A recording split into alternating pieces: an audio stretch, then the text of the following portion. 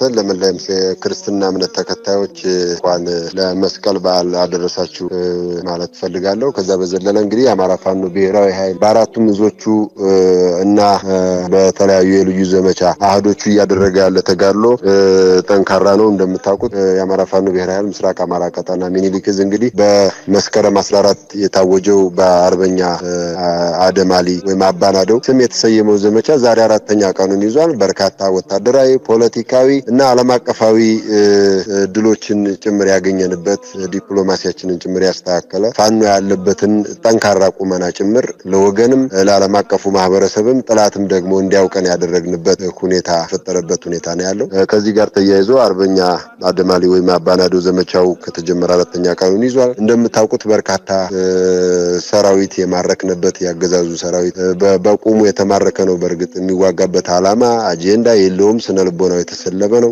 ለስሙ ዩኒፎርም የለበሰ ለስሙ መሳሪያ የተሸከመ ሰራዊት ነው የነበራቸው። ይሄ ደግሞ አገዛዙ የፈጠረው ነው። እሱንም እንዳለ ሆኖ ሰራዊቱ ተማርኳል። በጣም በርካታ ጦር መሳሪያ፣ የነፍስ ወከፍ የቡድን መሳሪያ፣ መካናይዝድ ጭምር የተማረከበት ተሽከርካሪ፣ የጦርም የሲቪል ተሽከርካሪ ካድሬ መኪናዎችም ጭምር ሳይቀሩ እስከ 20 የሚደርሱ ተሽከርካሪዎች የተማረከበት ባላሰበበት በአንድ ጊዜ 100 ምናምን ኪሎ ሜትር ጭምር ፈርጥጦ ወልዲያ ላይ እንዲሰባሰብ ያደረግንበት ሁኔታ ነው ያለው። ከዚህ ጋር ተያይዞ በርካታ የሰሜን ወሎ ቀጠናዎችን ነፃ አውጥተን አገዛዙ ሰሜን ወሎ ላይ ትኩረት ሲያደርግ ደግሞ ደቡብ ወሎ ላይ የጄኔራል ዘውዱ ሰጣርጌ ስራ ሰርችበታለሁ በሚል አሁንም ማዕረግ ጭምር ያሳደገበትን ሙሉ ለሙሉ ውሸት መሆኑ ውሸት ሲደጋገም እውነት ይሆናል በሚል ፕሮፓጋንዳ የተሸፋፈነና በውሸት ህዝባችንን ሲያደነቁሩት የኖሩ መሆናችንን ያሳየንበት አጠቃላይ ምዕራብ ወሎ የሚባለው ደቡብ ወሎ ቀጠና በሙሉ አጠቃላይ ወደ 11 ወረዳዎች ጭምር ሙሉ እንቅስቃሴ እያደረግን ያለንበት የገጠርና የከተማ ትናንሽ ታዳጊ ከተሞችን ጨምሮ የወረዳና የዞን ከተሞች ጭምር ነፃ ሊወጡ የሚችሉበት የወረዳ ከተሞች መካነ ሰላምን ጨምሮ ነፃ እየወጡ ያሉበት ሁኔታ አለ።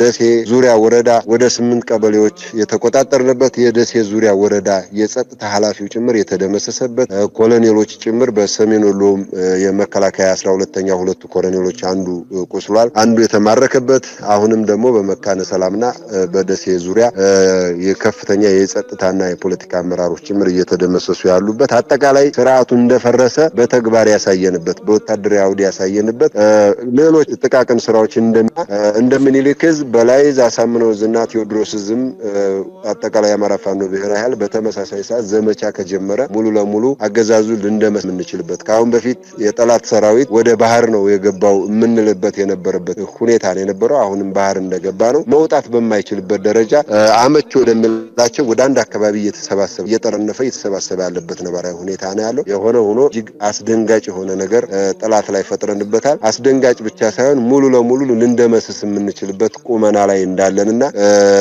የትግላችንን ነባራዊ ሁኔታ የደረስንበትን ነባራዊ ሁኔታ የወታደራችንን አቅም የፋኖን አቅም ያሳየንበት ሁኔታ ነው ሰሞኑን የተፈጠረውና አጠቃላይ በዘመቻ አርበኛ አደማሊ አባናደው ከዚህ ጋር ተያይዞ እንግዲህ አገዛዙ ባውዶጊያ ሽንፈት እየደረሰበት ነው። መቋቋም የሚችል ከፍተኛ የተኩስ አቅም ያለው ሰራዊት እንደሆነ ይታወቃል። የመተኮስ አቅሙ ግን ጥርጣሬ ውስጥ የሚያስገባ እንደሆነ ያየንበት ሁኔታ ነው ያለው በተደጋጋሚ። ምክንያቱም የሚዋጋበት ዓላማ አጀንዳ የለውም። ታፍሶ ከተለያዩ ሀገሪቱ አካባቢዎች በግድ ታፍኖ ሰልጥኖ የመጣ ኃይል ነው። ይሄ ኃይል ባገኘው አጋጣሚ ሁሉ ወደ ቤቱ ወደ ቤተሰቡ መሄድ የሚፈልግ ኃይል ነው። አጋጣሚውን እያገኘ እየሄደ ያለበት ሁኔታ አለ። በውጊያ ደግሞ በአንድ ጊዜ 100 ምናምን ኪሎ ሜትር ነው እንግዲህ ሸሽቶ ወልዲያ የተሰባሰበው ማለት ነው። ከሀይቅ ጀምሮ ወልዲያ ከላሊበላና ከሙጃ ጋሸና ጀምሮ ደግሞ አሁንም ወልዲያ የተሰባሰበበት ሁኔታ የተማረከበት የሰሜን ምስራቅ እዝ ደግሞ አሉኝ የሚላቸው ክፍለ ጦሮች አጠቃላይ ከውጊያ ካርታ ጭምር የፋከ ዘመቻ ስምሪት ውጭ የሆኑበትኝ አሉኝ የሚላቸው ጦሮችን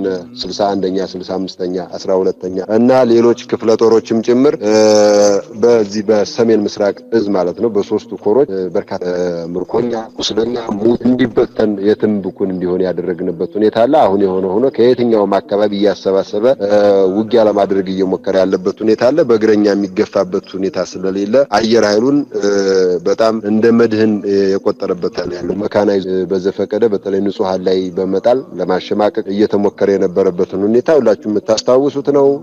በታንክ በሞርተር በመድፍ በቢኤም በሄሊኮፕተር በጀትና በድሮን የአማራ ህዝብ ላይ ቦታ ሳይመርጥ ጾታ ሳይመርጥ እድሜ ሳይመርጥ በመስጊድ በቤተክርስቲያን በተቋማት ዛሬ ደግሞ ወልዲያ ይያዝብኛል በሚል ጤና ጣቢያ ላይ ጭምር የጣለበት ሁኔታ የምናስታውስ ነው። በተለይ በዛሬው ዕለት ትላንትናና ዛሬ መስከረም 16 እና 17 2018 ዓ.ም ማለት ነው ወልዲያ ከተማን ፋኖ ለመቆጣጠር እዛው ተናንቆ ከተማው ላይ ነው ያለው ወገንም ጠላትም። በዚህ ሂደት ውስጥ ከተማዋን እንደምንም መታደግ አለባችሁ፣ ከፍተኛ የፖለቲካ የስበት ማዕከላችን ነው፣ ይሄን ካጣን ባለም አቀፍ ማህበረሰብ ዘንድ እንደተሸነፍን ነው የሚቆጠረው በሚል ራሳቸውን እየሸፈኑ ገበናቸውን እየደበቁ ያሉበት ሁኔታ ነው ያለው። ምንም ይሁን ምን ህዝብንም ሰራዊቱንም ሳትነጥሉ በድሮንም በጀት ምቱ ከተማዋን አትርፉ የሚል ነው ያገዛዙ ሽማምንቶች ገምግመው እዛው ወልዲያም ላይ ሰመራም ላይ አዲስ አበባም ላይ ያለው የሰሜን ምስራቅም አጠቃላይ የደህንነት መስሪያ ቤቱም ግምገማ ህዝብ ነው ምንድነው የሚባል ነገር የለም ጨፍጭፋችሁ ከተማዋን አትርፉ የሚል ትዕዛዝ ተሰጥቷቸዋል። ከዚህ ጋር ተያይዞ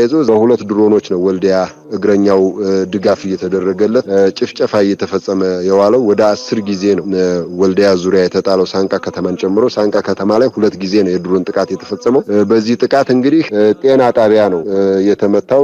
ጤና ጣቢያው ላይ ሐኪሞች እናቶች ጭምር የተጎዱበት ሁኔታ እና የተጨፈጨፉበት የሞቱበትና ከባድ ቁስለኛ የሆኑበት ሁኔታ ነው ያለው። ይህንን በምስልና በተንቀሳቃሽ ምስል በፎቶና በተንቀሳቃሽ ምስል አስደግፈን ለዓለም አቀፉ ማህበረሰብ እንዲደርስ ያደረግንበት ሁኔታ ነው ያለው። የሆነ ሆኖ የድሮን ጥቃቶቹ አሁንም አገዛዙ አጠናክሮ የሚቀጥልበት ሁኔታ ነው ያለው። ለምንድነው አጠናክሮ የሚቀጥለው?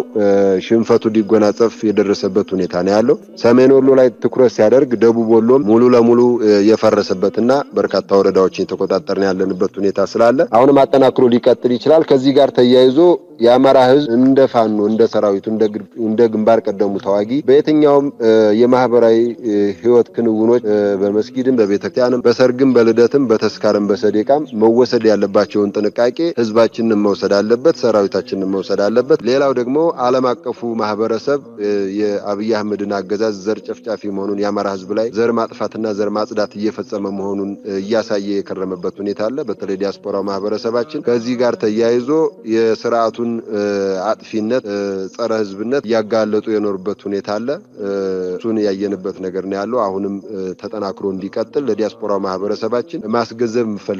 በቃ በጣም ተጠናክሮ መቀጠል መቻል አለበት። ጤና ጣቢያዎች እየተመቱ ነው፣ እናቶች እየተጨፈጨፉ ነው ያሉት፣ ንብረት እየወደመ ነው፣ ህዝብ እየተጨፈጨፈ ነው፣ መኖሪያ ቤቶች ላይ ነው እያረፈ ያለው። ዛሬ በርካታ ንጹሃን ያለቀው ታጋዩን አይደለም እያገኘው ያለ ህዝብ እየጨፈጨፈ ነው። ከዚህ ጋር ተያይዞ ዲያስፖራው ማህበረሰባችን ማህበራቶች አስተባባሪዎች በሁሉም የዓለም አካባቢ አሁንም የነበረውን የተቃውሞ ሰልፍ አደባባይ ላይ እየተደረጉ ያሉ ሁነቶችን አጠናክረው እንዲያስቀጥሉ የሚል መልእክት ማስተላለፍ ፈልጋለሁ። ምንም ጊዜ አይሰጥም። ከዚህ ጊዜ ጀምሮ ይሄን ነገር ወገናችን አጠናክሮ እንዲቀጥል የሚል መልእክት ለዓለም መልእክት አለኝ። ይሄንንም ማስተላለፍ